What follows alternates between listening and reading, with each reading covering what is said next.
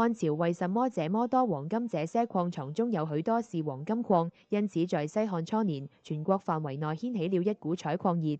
許多人希望通過淘金致富，這在一定程度上也推動了西漢黃金產量的增加。其次，西漢王朝繼承了大量前朝遺留下來的財富，包括春秋戰國時期諸侯國的積累和秦帝國多年的貴重金屬。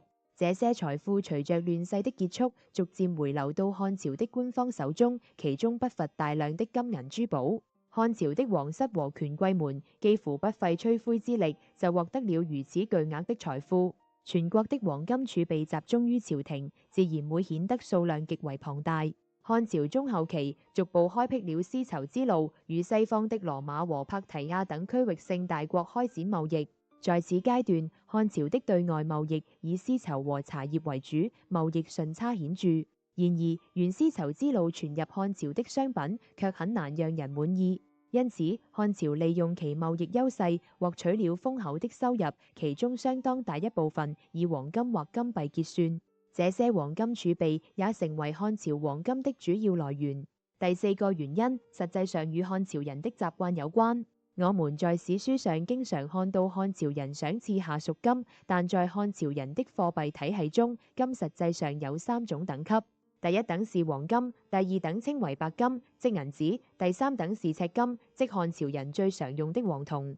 因此，從史書的記載來看，黃金只是漢朝人用來賞賜的一部分，並不能代表全部。事實上，漢朝開採過量的黃金在某種程度上間接導致了其後王朝在黃金儲備方面的困境。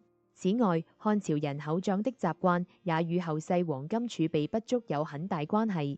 試想，大量黃金被埋入墓葬中，未來需要時如何重新找到？總不能把之前的墓葬全都盜掘吧？在西漢時期，黃金實際上可以直接在市面上進行交易。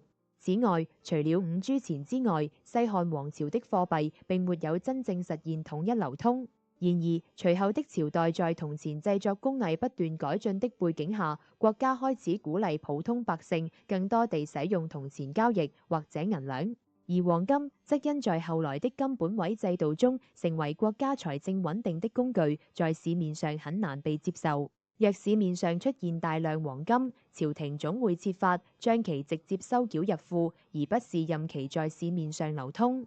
因此，後世各朝代所能見到的黃金數量較少，這在很大程度上是因為黃金已經失去了一部分流通貨幣的功能。